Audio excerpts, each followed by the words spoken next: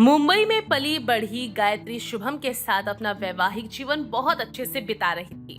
गायत्री हमेशा सही खाना बनाने में बहुत अच्छी थी और उसे सबसे ज्यादा वड़ा पाव खाना और बनाना बहुत अच्छा लगता था।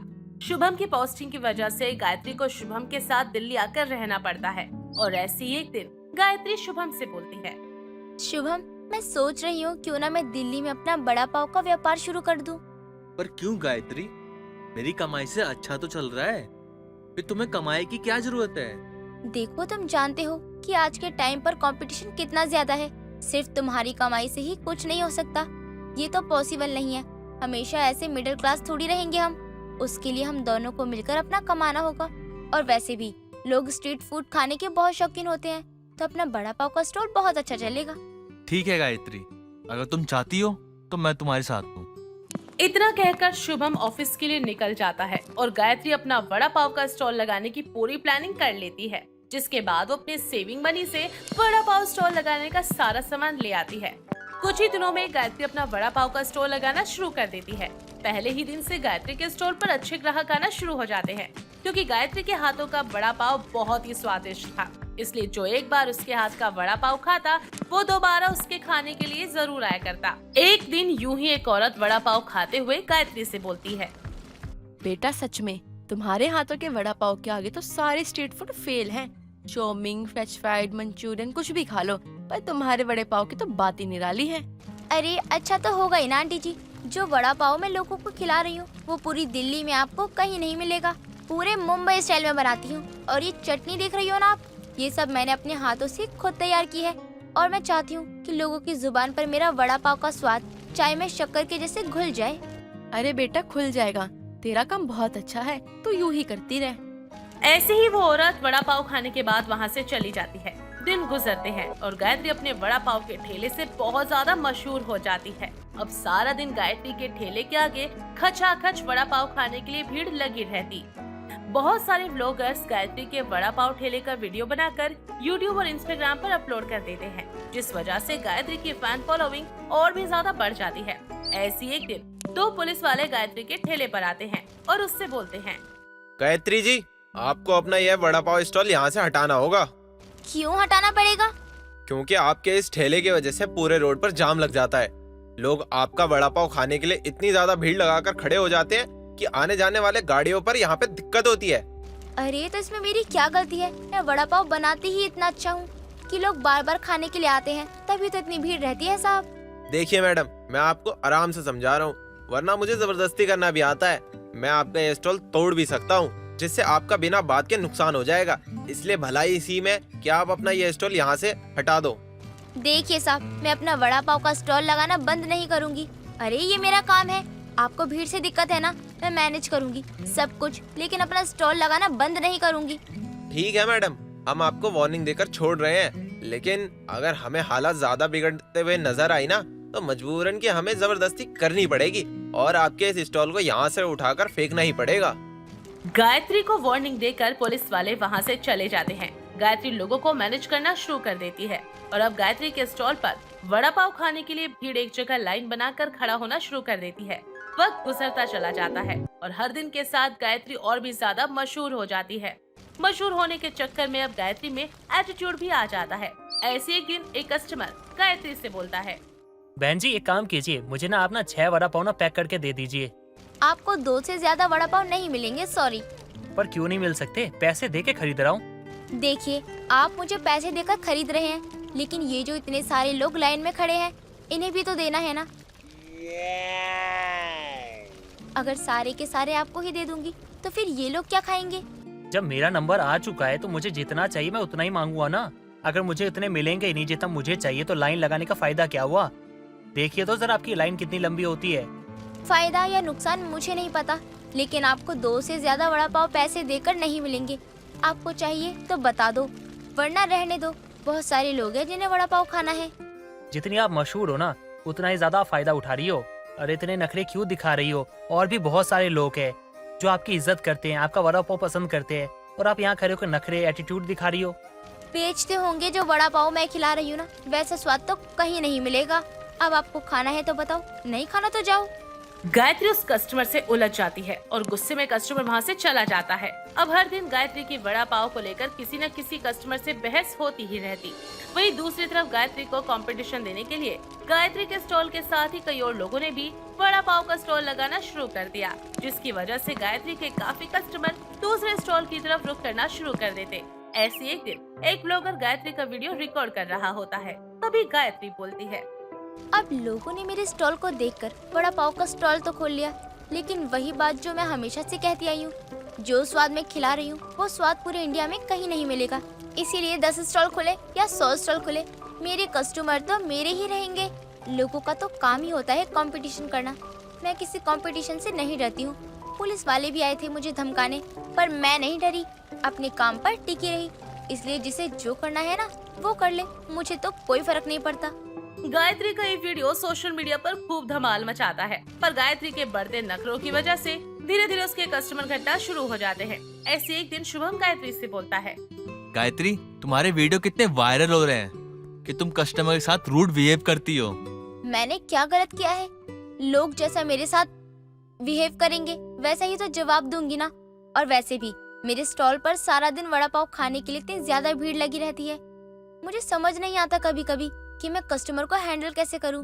ऐसे में कस्टमर अलग अलग डिमांड करने लगते हैं तो आ जाता है गुस्सा। मैं समझ सकता हूँ, लेकिन फिर भी मैं यही कहूँगा, अगर तुमसे कुछ हैंडल नहीं हो रहा तो मैं स्टॉल बंद कर दो, लेकिन ये कंट्रोवर्सी मत करो। मुझे क्या करना है और क्या नहीं ये मुझे आपसे पूछने की जरूरत नहीं है। अपने वड़ा पाव से मैं कितनी ज्यादा मशहूर हूँ ये बात मुझे अच्छे से पता है। मेरे बनाए हुए कस्टमर यूं ही किसी भी टेम्परेरी वड़ा पाव के स्टॉल पर नहीं जाएंगे। जीत तो मेरी ही होगी, फिर चाहे मेरे से कंपटीशन में कोई 1000 वड़ा पाव के स्टॉल क्यों न लगा ले। ओवर कॉन्फिडेंस में गायत्री शुभम से भी बहस करके बैठ जाती है। वक्त गुजरता चला जाता है। गायत्री अपना वड़ा पाव का स्टॉल यूं ही चलाती रहती, पर उसके नखरे देखकर उसके बंधे बंधाए कस्टमर भी अब धीरे धीरे कम होना शुरू हो गए थे। और अब गायत्री के कस्टमर के साथ मिसबिहेवियर के वीडियो बनाकर कैप्शन में वड़ा पाव वाले के नखरे लिखकर अपलोड करना शुरू कर देते। ऐसे एक दिन दूसरे स्टॉल वाली महिला एक वीडियो रिकॉर्ड करते हुए गायत्री के खिलाफ बोलती है, गायत्री जी को ऐसा लगता है कि वो वर्ल्ड के बेस्ट वड़ा पाव सेल कर रही है, लेकिन ये सरासर गलत है। हर किसी इंसान के हाथ में एक अलग स्वाद होता है और कस्टमर तब तक ही एक स्टॉल पर टिके रहते हैं जब तक उन्हें उससे बेहतर स्वाद न मिले। हम सभी लोगों ने इतने सारे स्टॉल लगाए हैं और सबके पास अपने बराबर के कस्टमर है। हम कस्टमर के डिमांड के जितना हो सके उतनी पूरी कोशिश करते हैं। गायत्री जी की तरह उनके नखरे करके नहीं दिखाते और ना ही उनके आगे कोई लिमिट रखते हैं। इसीलिए अब उनके कस्टमर भी हमारे पास आना शुरू हो गए। इस वीडियो के बाद से गायत्री और बाकी सभी लोगों के बीच में कंपटीशन और भी ज्यादा बढ़ जाता है, पर गायत्री अपने नखरों से टस से मस नहीं होती और धीरे धीरे गायत्री के कस्टमर बिल्कुल ही कम हो जाते हैं, जिसकी वजह से गायत्री बहुत उदास हो जाती है। ऐसे ही एक दिन शुभम बोलता है, गायत्री, मैंने तुम्हें पहले ही समझाया था, कस्टमर की मांग को पूरा करना एक सेल्समैन का रूल ऑफ बिजनेस होता है। अगर तुम यही सही से फॉलो नहीं करते तुम्हारी कोई वैल्यू नहीं है। तुमने अपने वड़ा पाव स्टॉल को बहुत अच्छा शुरू किया, इसमें कोई शक की बात नहीं है, लेकिन धीरे धीरे तुमने अपनी मशहूरियत से अपने नखरे को इतना ज्यादा बढ़ा लिया कि कस्टमर खुद ही तुमसे दूर होने लगे। इसी बात का फायदा बाकी लोगों ने उठा लिया। मैं यही कहूंगा, तुम नई शुरुआत करो और वापस से सब कुछ पहले सा करने की कोशिश करो, शायद इससे थोड़ी हेल्प हो जाए। अपने पति के समझाने पर गायत्री को थोड़ा हौसला मिल जाता है, जिसके बाद गायत्री वापस से अपना पहले वाला बिहेवियर कस्टमर के साथ करना शुरू कर देती है और अब वो बिल्कुल भी नखरे नहीं दिखाती और धीरे धीरे फिर से गायत्री का वड़ा पाव का स्टॉल पहले की तरह हरा भरा और खुशहाल हो जाता है। रामेश्वर अपने 2 भतीजियों को अपने घर लेकर आता है, क्योंकि कुछ दिनों पहले रामेश्वर के भाई और भाभी की एक दुर्घटना में मौत हो जाती है, इसलिए उन्हें अपने घर लेकर वो आता है। तभी सुप्रिया अपने पति से कहती है, ले आए अपने 2 मनोसों को, माँ बाप को तो खा गई ये दोनों जुड़वा बहनें, देखना कहीं हमें भी ना खा जाए। अरे मैं तो कहती हूँ लेकर ही क्यों आए हो, मरने देते इन्हें कहीं। शांत सुप्रिया, मेरे भाई भाभी की आखिरी निशानी है ये दोनों। अगर हमारे साथ रहते हैं तो क्या हो जाएगा, वैसे भी हमारी कोई औलाद तो है नहीं, इनको ही हम अपनी औलाद की तरह पाल सकते हैं। ये दोनों आज से हमारे ही बच्चे हैं। मुझे नहीं चाहिए ऐसे बच्चे जो अपनी जिद के कारण अपने माँ बाप दोनों को निगल गए। अरे मैं तो कहती हूँ किसी अनाथ आश्रम पर रखाओ। इन दोनों की जिम्मेदारी मैं नहीं ले सकती। अगर कल को कुछ कह दिया मैंने तब तो पूरी दुनिया कहेगी कि चाची है, तभी तो बेचारियों को बहुत कुछ कहती है।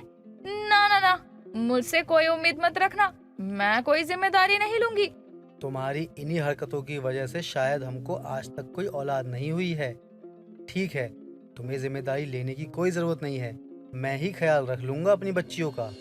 रामेश्वर अपने भाई की वीडियो को लेकर अपनी चाट की दुकान पर ले जाता है। ऐसे ही कुछ दिन गुजर जाते हैं। पैसों की कमी की वजह से रामेश्वर अपनी भतीजियों को पढ़ा नहीं पाता। ऐसे ही कुछ साल और बीत जाते हैं। अब अनु और तनु दोनों बड़ी हो चुकी थी। एक रोज घर के कामों में हाथ बटा रही थी।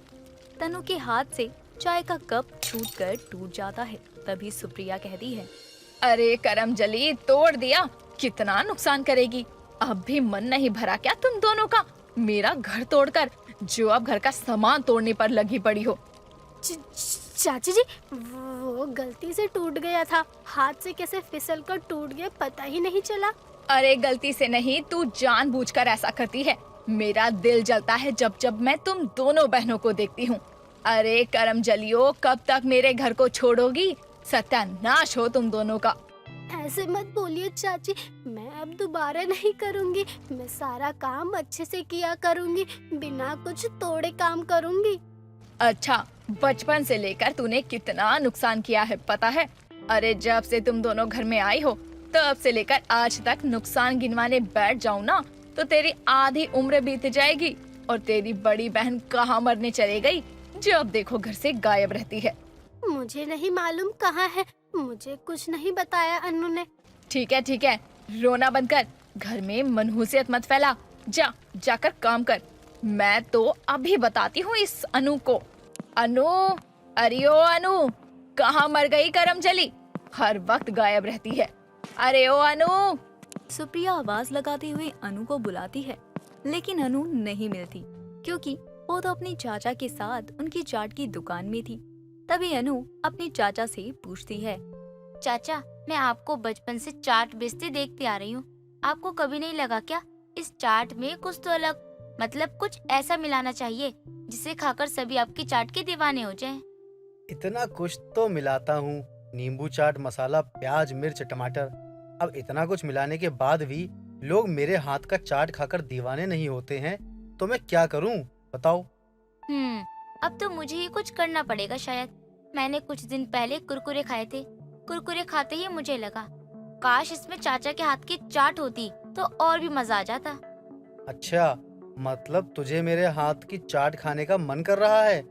रुक, अभी बना कर देता हूँ तेरे चाचा का स्पेशल चाट। रुकिए चाचा जी, मैं अभी कुरकुरे लेकर आती हूँ, तब जाकर आप बना देना कुरकुरे चाट। सोच कर ही मुँह में पानी आ गया। ऐसा चाट तनु खाएगी ना तो बार बार मांगेगी।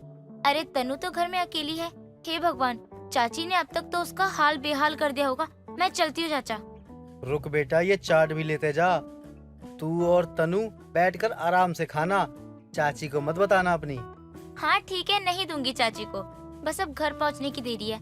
जैसे ही मुझे चाची देखेंगी तभी बोलेंगी, करमजली आ गई तो घूमकर।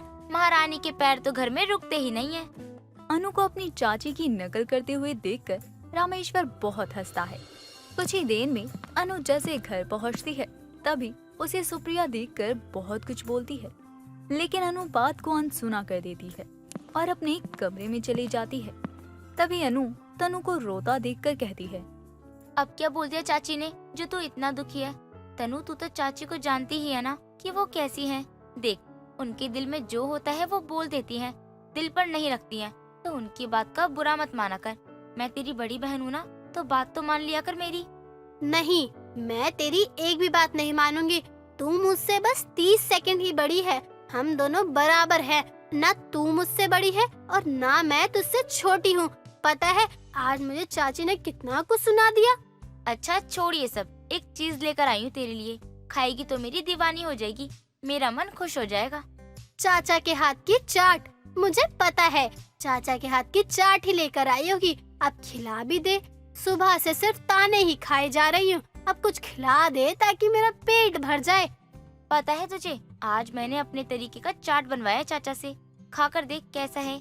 अगर अच्छा लगा तो हम चाचा को ऐसे ही चाट बनाकर बेचने के लिए कहेंगे। कैसा चाट बनाया है अपने तरीके का? कहीं तुम्हारे तरीके के चाट में पंख तो नहीं लग गए ना? कहीं हम चाट खाए और उड़ गए फुर फुर। कुरकुरे की चाट है, खाकर देख, मुझे तो अच्छी लगी, तुझे भी बहुत पसंद आएगी।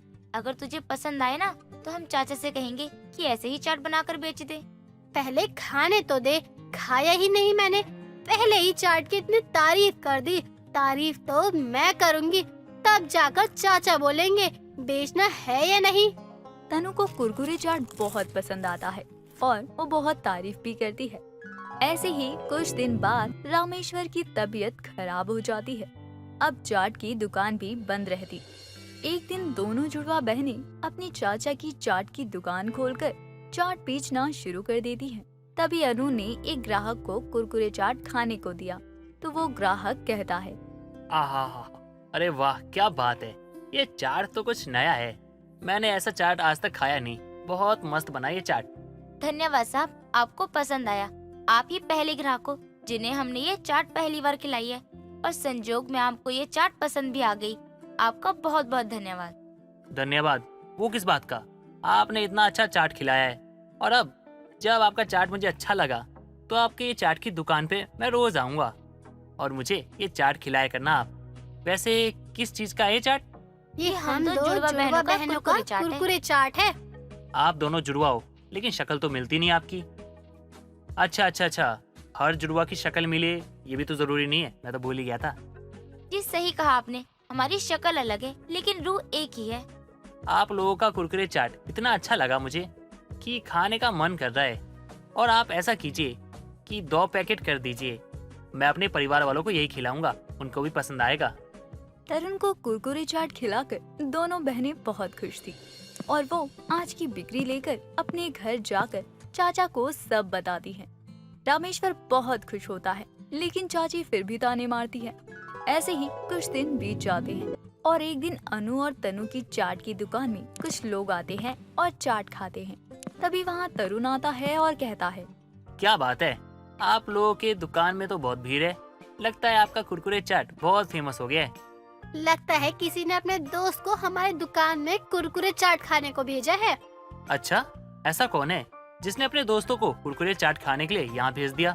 क्यों आपने नहीं भेजा? हमें तो लगा आपने भेजा अपने दोस्तों को, इसलिए हम आपको बोल रहे थे। अरे नहीं, मैंने कोई दोस्त नहीं भेजे। वैसे आपके लिए एक ऑफर लाया था मैं चाहता हूँ कि मेरी बेटी के जन्मदिन पर आप कुरकुरे चाट का स्टॉल लगाए, बस उसी का ऑर्डर देने आया था। अगर आप लोगों को लगता है तो फिर आपकी मर्जी। अरे नहीं, हमें मंजूर है, हम दोनों बहनें आ जाएंगी अपना कुरकुरे चाट लेकर। तरुण अपना ऑर्डर देकर चला जाता है। कुछ दिनों बाद दोनों जुड़वा बहनें अपनी कुरकुरे की चाट का स्टॉल लेकर तरुण की बेटी के जन्मदिन पर पहुंचती हैं। सभी को जुड़वा बहनों का कुरकुरे चाट बहुत पसंद आते हैं। उस दिन के बाद दोनों बहनों के कुरकुरे चाट फेमस हो जाते हैं। ये देखकर रामेश्वर बहुत खुश होता है लेकिन सुप्रिया आज भी ताने ही देती है।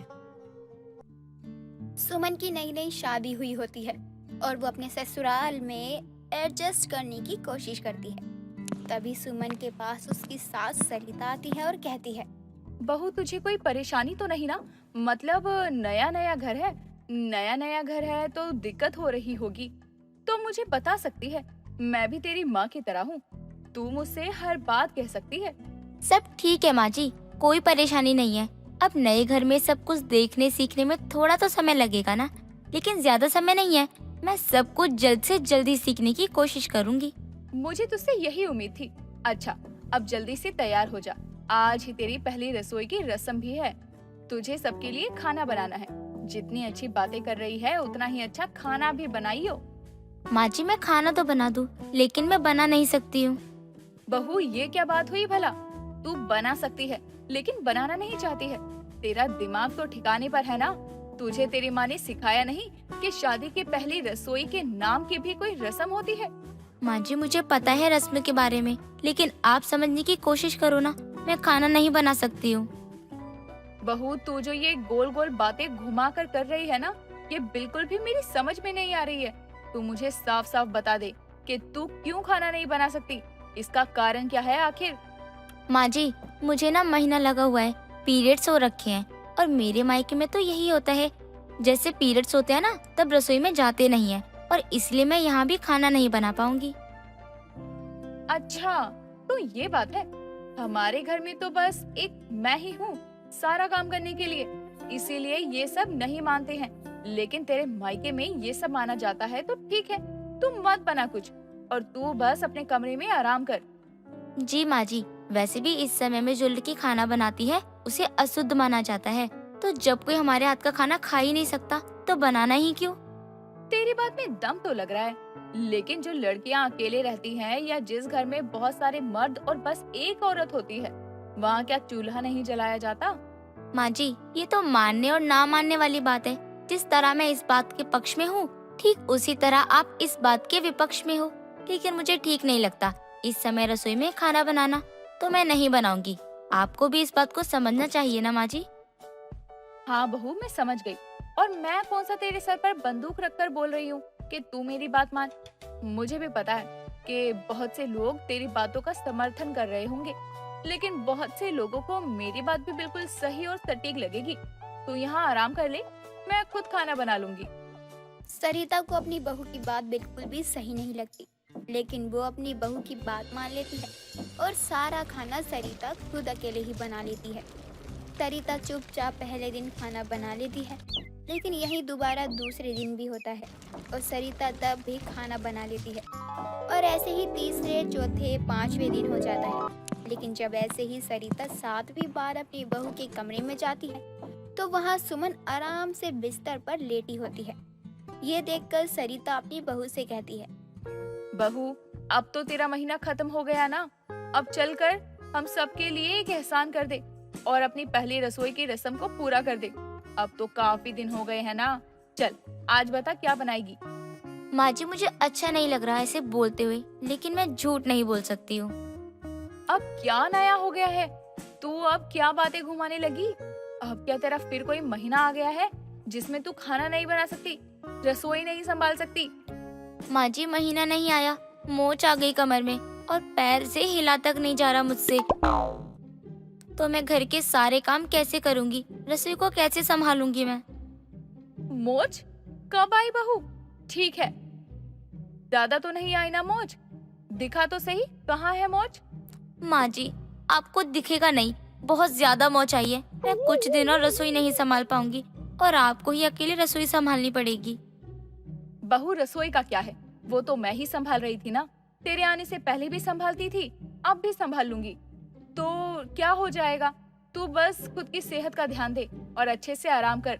जितने भी दिन लगे तू ले, लेकिन अब जल्दी से ठीक हो जा। सरिता फिर से सुमन की बात में आ जाती है और रसोई खुद ही संभालने लगती है। धीरे धीरे कई दिन निकल जाते हैं, लेकिन सुमन कभी भी रसोई नहीं संभालती और हमेशा बहाना बनाने लग जाती थी। अब सरिता को सुमन की सारी चालाकियां अब धीरे धीरे समझने लगी थी और ऐसे ही एक दिन सरिता जानबूझकर गिरने का नाटक करती है और चिल्लाने लगती है। तभी सुमन और उसका पति दीपक आते हैं। माँ जी, क्या हुआ? गिरने की आवाज आई, आप ठीक तो हो ना? बहू, तुझे दिखाई नहीं दे रहा क्या? मैं यहाँ जमीन पर गिरी हूँ और तू है कि पूछ रही है आवाज गिरने से आई है। तुझे दिखाई नहीं दे रहा कि मैं गिर गई हूँ? लेकिन माँ, आप गिरी कैसे? आपको पता है ना, आप बूढ़ी हो चुकी हो, लेकिन फिर भी आप यहाँ वहाँ घूमती रहती हो। देखा, अब गिर गई ना आप। एक आध हड्डी टूट जाती ना तो कल्याण हो जाता।